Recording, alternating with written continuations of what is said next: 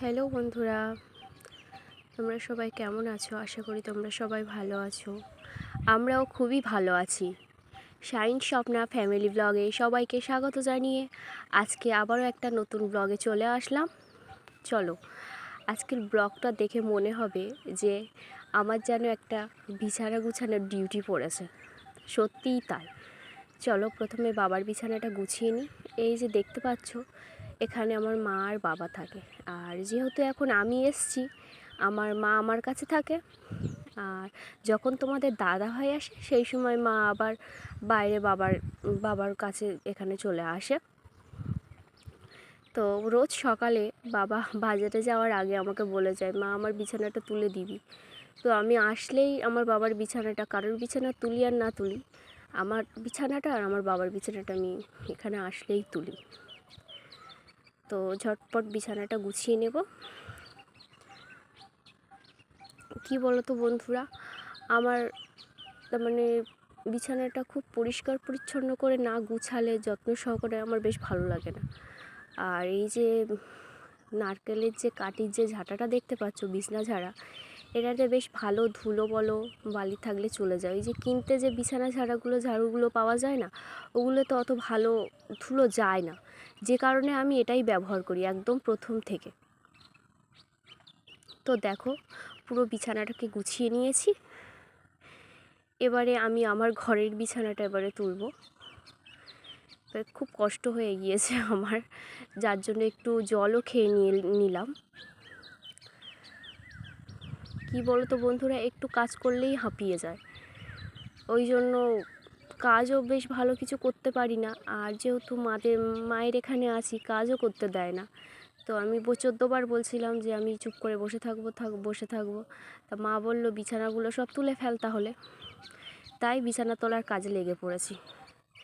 এবারে আমার বিছানাটা সুন্দর করে এবার গুছিয়ে নেব। তোমাদের দাদা ভাই আসবে বলছিল, কি করে, হয়তো আজ আসতেও পারে, ঠিক জানা নেই। আসলে রাতের দিকে ফোন করবে, দোকান বন্ধ করবে, তারপরে আসবে। তো আমার বিছানাটাও ঝটপট তাড়াতাড়ি করে গুছিয়ে ঝেড়ে পরিষ্কার করে নিলাম।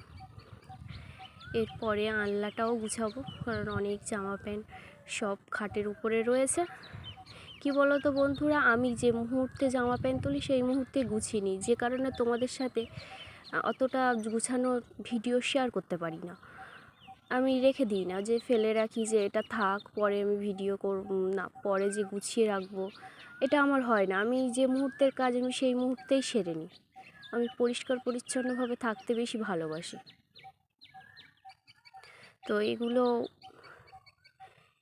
শাড়িটা পরেছিলাম, তো ধোয়া হয়নি শাড়িটা। এই শাড়িটা একবার পরেছি, শুধু শবে বরাতের দিন একটু রাতে পরেছিলাম, যে কারণে শাড়িটা ভাঁজ করে ওই গুছিয়ে রেখে দিলাম। আর একবার পরবো, পরে ধুয়ে দেবো শাড়িটা, কারণ শাড়ি পরে আমি ঠিক থাকতে পারি না।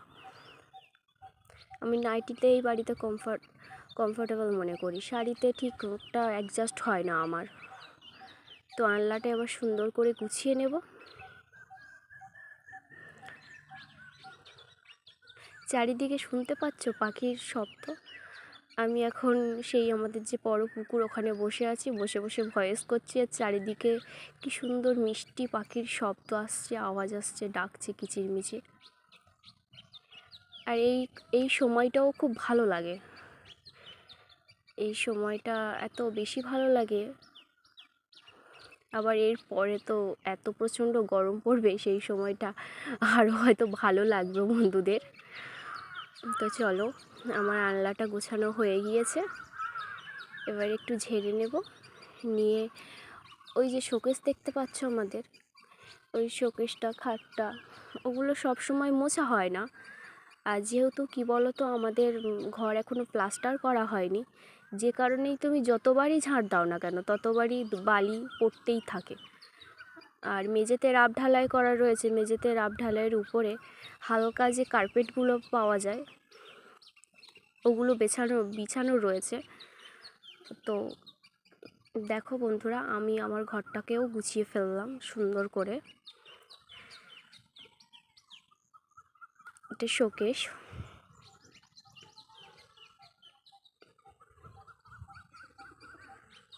আর টেবিলের বাক্সের চালের উপরে যে কোরআন শরীফ দেখতে পাচ্ছ, আগের দিন মা কোরআন শরীফটা পড়েছিল, ওর উপরে রেখে দিয়েছে।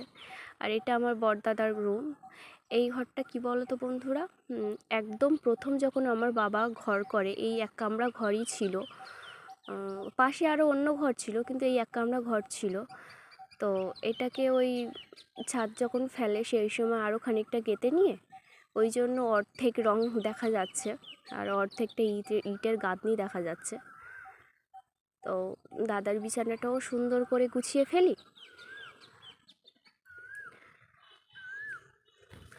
আমার দাদার বিছানা ও যদি এসে দেখে যে ওর বিছানাটা তোলা হয়েছে, ও খুব খুশি হয়। অ্যাকচুয়ালি মা তো আর ডেলি ডেলি ওর বিছানাটা তুলে দিতে পারে না, দেখো। তো ও খুব খুশি হয় আসলে, যে দেখে যে ওর বিছানাটা তোলা রয়েছে, ঘরটা পরিষ্কার করা রয়েছে। মা তোলে, বিছানাটা তোলে না, মশারিটা তুলে দেয়, ঘরটা ঝাড় দিয়ে দেয়, এই।